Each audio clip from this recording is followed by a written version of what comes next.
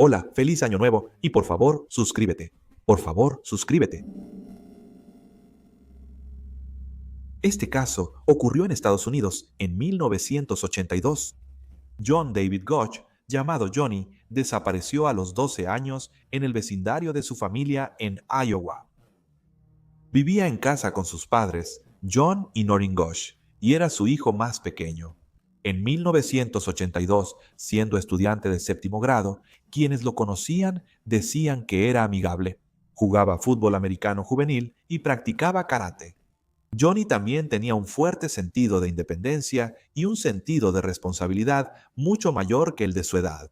Consiguió un trabajo de medio tiempo como repartidor de periódicos, entregando los diarios cada mañana en su vecindario suburbano.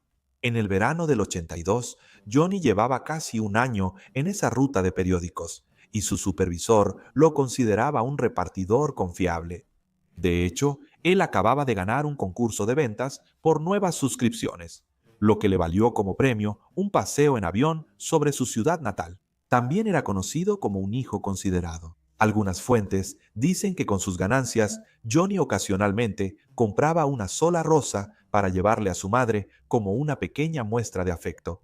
Como la ruta de periódicos de Johnny exigía cargar pesados paquetes dominicales, sus padres solían exigir que un adulto lo acompañara en los primeros recorridos. Entre semana, Johnny repartía periódicos tras la escuela, pero los domingos salía con su padre antes del amanecer para que las ediciones dominicales llegaran puntuales. Pero a Johnny no siempre le gustaba la supervisión de un adulto. A pesar de su corta edad, Johnny a menudo insistía en que podía encargarse solo de las entregas de periódicos en la madrugada, y quería demostrar que ya era lo suficientemente grande para hacerlo solo. La noche del viernes, antes de desaparecer, Johnny tuvo un pequeño encuentro que después le pareció bastante extraño a su madre. La familia Ghosh fue a un partido de fútbol americano de la preparatoria local el 3 de septiembre de 1982. Durante el partido, Johnny fue a comprar palomitas de maíz, pero no regresó de inmediato. Después de unos minutos, su padre fue a buscarlo y encontró a Johnny debajo de las gradas del estadio. En conversación con un oficial de policía, sin uniforme, el oficial aparentemente había llamado a Johnny para que fuera a hablar con él a solas. Cuando los padres de Johnny le preguntaron por qué hizo esto, Johnny respondió diciendo que él era un policía. ¿No tienes que hacer nada? ¿Eso dice? A la madre le extrañó que un oficial se reuniera en privado con su hijo de 12 años, sin una razón clara. En ese momento, la familia no siguió investigando este asunto. Ese fin de semana, del Día del Trabajo, Johnny se enfocó en repartir periódicos, y el 5 de septiembre debía entregar la edición dominical. En las primeras horas de la mañana, Johnny se despertó antes del amanecer, como lo había hecho muchas veces antes para comenzar la ruta. Aunque Johnny normalmente despertaba a su padre para que lo acompañara en sus rondas dominicales, esa mañana en particular, Johnny decidió salir solo. Alrededor de las 5:45 am, mientras el resto de su familia dormía, Johnny salió silenciosamente de la casa con su carrito rojo Radio Flyer y la perrita salchicha miniatura de la familia llamada Gretchen. El destino de Johnny era el punto de entrega de periódicos a 2 cuadras de su casa, ubicado cerca de una iglesia metodista unida local. Esta era la esquina donde el camión de reparto dejaba los paquetes de periódicos para que los repartidores del vecindario los recogieran. Johnny caminó la corta distancia al sitio de entrega. Otros repartidores de la zona también llegaban a recoger sus periódicos al mismo tiempo. Entre ellos estaba Mike, amigo de Johnny, de 15 años, quien también tenía una ruta en la zona. Los chicos conversaron brevemente mientras esperaban el camión, que llegó y descargó los periódicos después de las 6 am. Johnny y Mike se ayudaron mutuamente a cargar sus respectivos paquetes en sus carritos, como solían hacerlo. Un hombre en un auto se detuvo junto a la acera cerca del punto de entrega. Mike dijo que el vehículo era un Ford Fairmont de 2 tonos y el conductor un hombre corpulento de mediana edad. Este hombre le pidió a Johnny indicaciones para llegar a una calle local. A los chicos les pareció extraña la presencia de este hombre, ya que era temprano en la mañana. Johnny tuvo una breve conversación con este desconocido a través de la ventana del auto, diciéndole cómo encontrar la calle que estaba buscando. Después de que el hombre se fue manejando, Johnny volvió a hablar con Mike. Dijo que había algo extraño en ese hombre y en toda la situación en la que estaba, y que eso le hizo querer empezar su ruta de inmediato. Después de cargar sus periódicos, Johnny les dijo a sus amigos que iba a empezar a repartir y que los alcanzaría después. Más tarde, salió jalando su carrito, con Gretchen trotando a su lado. Los otros repartidores de periódicos terminaron en el punto de entrega y se fueron cada uno por su lado. Nadie se dio cuenta de que, en cuestión de minutos, algo terrible estaba a punto de suceder en la ruta de periódicos de Johnny. Justo después de que Johnny salió del punto de entrega de periódicos, varios testigos notaron a un hombre desconocido siguiendo a poca distancia detrás de él. Un testigo que estaba despierto en el vecindario esa mañana era un abogado local de 42 años llamado Juan Rossi. Este Juan Rossi dijo que el hombre original en el auto dio la vuelta a la manzana y se detuvo de nuevo para pedirle direcciones a Johnny otra vez, como si todavía estuviera confundido sobre a dónde ir, sintiendo que el encuentro era extraño. Juan intentó anotar la placa del auto mientras la conversación terminaba y el auto se iba. Desafortunadamente, no pudo recordar la placa completa. El hombre misterioso en el auto Ford finalmente se fue y Juanito continuó con su ruta. Mientras avanzaba por la calle, otro vecino oyó algo alarmante. Un residente aún estaba en la cama cuando oyó un portazo de auto y luego el rugido del motor. Cerca de las 6:15 a.m., este vecino vio por la ventana un Ford Fairmont alejándose rápidamente al norte, conduciendo de forma errática desde donde pronto hallarían el carrito de Johnny. Después, Gretchen, la fiel perrita salchicha de Johnny, volvió sola a la casa de los Gosh. A eso de las 7 a.m., los clientes de la ruta de Johnny notaron que su periódico dominical no había llegado. Esto no era nada típico de Johnny, y sus padres se dieron cuenta de que algo andaba muy mal. El padre de Johnny se puso algo de ropa y salió a buscar a su hijo por la ruta, recorriendo el camino donde Johnny solía repartir periódicos. No muy lejos de su casa, hizo un descubrimiento sombrío. Encontró el carrito rojo de Johnny abandonado en una calle lateral. Esparcidas cerca, en el suelo, había algunas ligas que Johnny habría usado para envolver los periódicos. No había señales del propio Johnny. El padre notó de inmediato que probablemente su hijo había sido secuestrado en la calle. Se apresuró a regresar a casa con la devastadora noticia. La madre llamó al departamento de policía alrededor de las 8:30 a.m. para reportar la desaparición y posible secuestro de su hijo. Los oficiales acudieron rápidamente y el primer patrullero llegó en menos de una hora para iniciar la investigación. En esos momentos frenéticos, los vecinos se unieron a la búsqueda, extendiéndose para recorrer el área en busca de cualquier rastro de Johnny. Además del carrito abandonado y los vagos recuerdos de los testigos sobre un hombre en el auto, no había pistas inmediatas. No había sangre ni ropa rasgada y nadie reportó gritos de ayuda. Johnny parecía haber desaparecido sin dejar rastro en un instante. La investigación ya estaba en marcha, pero según la madre de Johnny, Noreen, recordó que pasaron unos 45 minutos tras su llamada al 911 antes de que llegara un oficial.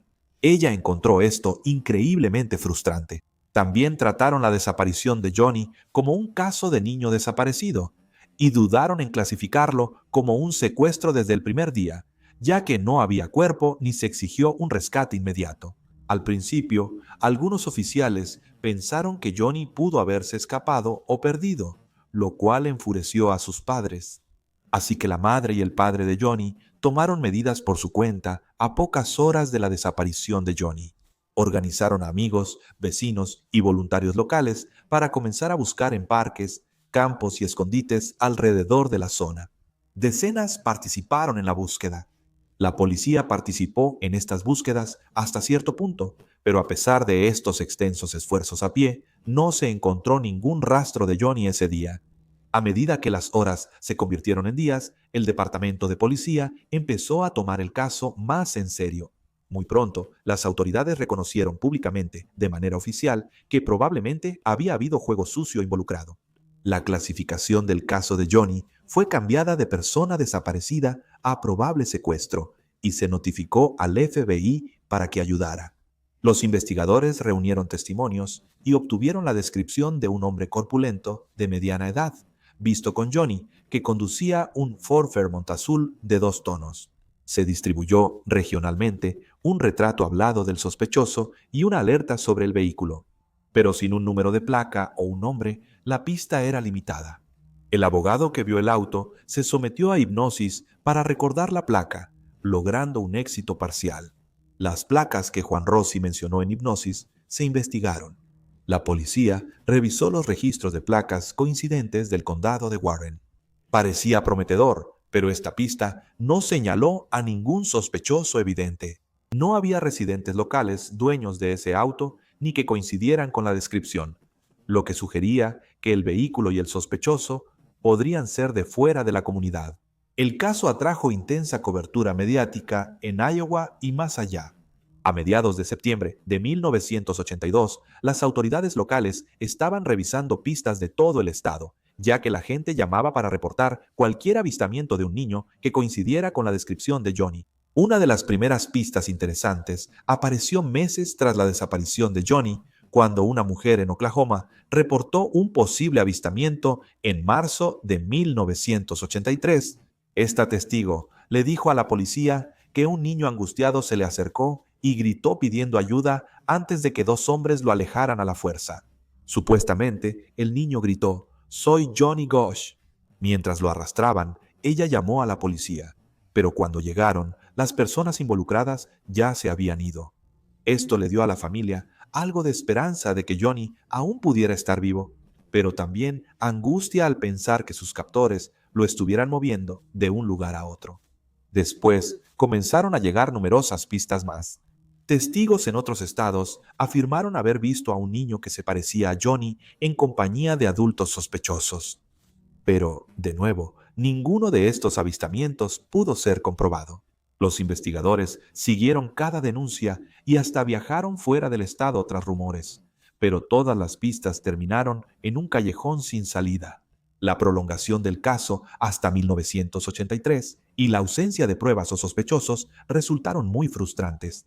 La policía no había nombrado públicamente a ningún sospechoso, pues no había nadie identificable para acusar. Y luego, en 1984, volvió a suceder. El 12 de agosto de 1984, otro joven repartidor de periódicos, Eugene Martin, de 13 años, desapareció en circunstancias muy similares mientras entregaba el Des Moines Sunday Register en el lado sur de la ciudad. Esto fue 2 años después del secuestro de Johnny. Eugene desapareció durante las primeras horas de la mañana mientras hacía su ruta de periódicos. Y una vez más, no hubo testigos del crimen real. Los paralelismos entre estos 2 casos eran inconfundibles y despertaron temores de que hubiera un secuestrador serial de niños suelto. La madre de Johnny sospechó que el mismo responsable estaba tras la desaparición de su hijo y la de Eugene. Los medios nacionales prestaron atención al patrón en un hecho sin precedentes. En ese momento, las fotos de Johnny y Eugene salían juntas en los cartones de leche. Fueron de los primeros niños en Estados Unidos con sus casos de desaparición difundidos en fotos de cartones de leche. Esta fue una práctica que pronto se convertiría en un fenómeno cultural en la lucha por localizar a niños desaparecidos. A pesar de esta mayor conciencia y de cientos de nuevas pistas que llegaron después de la desaparición de Eugene, los investigadores no pudieron encontrar pruebas concretas que vincularan ambos casos. En marzo de 1986, un tercer niño de Des Moines, Mark Allen, de 13 años, desapareció por la noche en su casa, aunque no era repartidor de periódicos. Inicialmente, los medios vincularon el caso de Mark con los de Johnny y Eugene como posibles secuestros relacionados. Los detectives no lograron vincular sospechosos entre los 3 incidentes. Después de esfuerzos exhaustivos, la conclusión oficial fue que no se pudo probar ningún vínculo definitivo entre Mark, Eugene y Johnny. Pudo haber sido una coincidencia o crímenes de imitación, o tal vez estuvieron conectados, de maneras que la policía no pudo comprobar en ese momento. Pero sin perpetradores identificados, la verdad seguía siendo desconocida. Mientras tanto, la familia de Johnny se negó a dejar que el caso se desvaneciera. Durante años, sus padres han contratado investigadores privados para seguir buscando, después de que los esfuerzos oficiales se detuvieron. Entre ellos estaban figuras como el detective retirado de Nueva York, Jim Rothstein, y el ex jefe del FBI en Los Ángeles, Ted Gunderson. Ambos hombres se interesaron en el caso de Johnny y ofrecieron su experiencia. En 1985 ocurrió un giro extraño cuando la familia de Johnny fue víctima de una cruel broma. Roberto Herman Meyer, segundo un joven de 19 años de Michigan, contactó a la familia usando un alias y afirmó tener información sobre Johnny. Roberto alegó que era guardia de una banda de motociclistas que había secuestrado a Johnny y al otro niño, y que ambos habían sido vendidos a una red de esclavitud infantil. Ofreció devolver a Johnny a cambio de dinero de rescate. Primero, pidió 10,000 que la familia de Johnny pagó, pero luego exigió 100,000 más. El FBI pronto se involucró y rastrearon las comunicaciones de Roberto en una operación encubierta. Roberto fue capturado en la frontera entre Estados Unidos y Canadá y arrestado. Eventualmente, confesó que su historia era inventada y que no tenía ningún vínculo real con la desaparición de Johnny. Roberto fue acusado de fraude. Este incidente fue un doloroso revés. A pesar de investigaciones exhaustivas, reuniones del grupo especial e incluso segmentos en programas nacionales, como Los Más Buscados de América, la identidad de los secuestradores de Johnny seguía siendo esquiva. A fines de los 80, la investigación casi se detuvo, aunque el caso nunca se cerró oficialmente. La policía admitió que las pruebas que habían reunido eran mínimas. No había pruebas sólidas para acusar a un sospechoso sin una conclusión oficial. A lo largo de los años, surgieron diversas teorías sobre lo que le pasó a Johnny, siendo la más destacada la de su madre. Noreen piensa que fue secuestrado por una red sofisticada de tráfico de menores que operaba con archivos PDF. Desde el inicio, Noreen, madre de Johnny, negó públicamente que su hijo fuera secuestrado por un atacante solitario. En cambio, llegó a convencerse de que Johnny fue seleccionado y vendido al oscuro mundo de la trata de personas.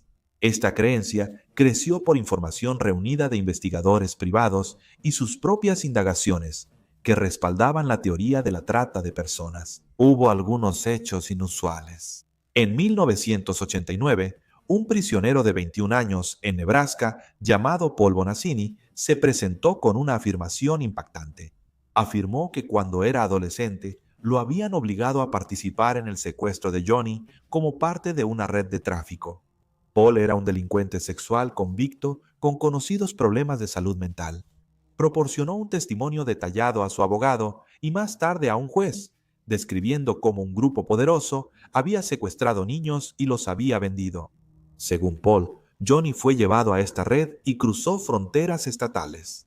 Fue sometido a cosas horribles y controlado por personas de alto perfil. Paul incluso identificó a personas específicas que, según él, eran los cabecillas. Noreen se reunió con Paul y consideró que su relato era creíble, señalando que incluso conocía características distintivas sobre Johnny que no se habían hecho públicas, por ejemplo, detalles de una marca de nacimiento y una cicatriz. Sin embargo, las autoridades han puesto oficialmente en duda la historia de Paul. El FBI y la policía local investigaron sus afirmaciones, pero no hallaron pruebas que las confirmaran. El hermano de Paul aseguró que Paul estaba en Omaha cuando Johnny fue secuestrado. No se presentaron cargos por las declaraciones de Paul, pero su testimonio más tarde se convirtió en parte de numerosos libros y documentales que exploran la posibilidad de una red nacional de explotación infantil conectada al caso. Otro evento que intensificó la teoría de la trata ocurrió 15 años después de la desaparición de Johnny. En 1997, la madre de Johnny anunció públicamente que Johnny le había hecho una visita secreta. En medio de la noche, según la madre, un Johnny de 27 años apareció en la puerta de su apartamento a las 2:30 de la mañana. Una noche de marzo de 1997, ella dijo que Johnny estaba con un hombre desconocido. Él confirmó que, en efecto, estaba vivo, pero que había estado cautivo en una red durante muchos años. Ella contó que Johnny le dijo que logró escapar, pero seguía en peligro. Ahora tenía una nueva identidad y no podía volver a casa permanentemente. Esto, al parecer, era para protegerse a él y su familia de represalias. Noreen afirmó que el emotivo reencuentro duró solo un breve tiempo y que Johnny se fue de nuevo, pidiéndole que no le dijera a nadie por un tiempo. El padre de Johnny dudó de la visita y declaró públicamente que no estaba seguro de que hubiera ocurrido. La policía fue informada de la declaración de Noreen, pero sin ninguna prueba no pudieron verificarla. El hombre que decía ser Johnny podría haber sido un impostor, aprovechándose de la esperanza de una madre afligida. Sin embargo, Noreen insiste en que realmente era su hijo y que salió brevemente de su escondite para verla. Se añadió más combustible a estas teorías en 2006 cuando, de la nada, Noreen recibió un paquete en su casa que contenía varias fotografías perturbadoras. Las imágenes mostraban a 3 niños atados y amordazados, luciendo aterrados.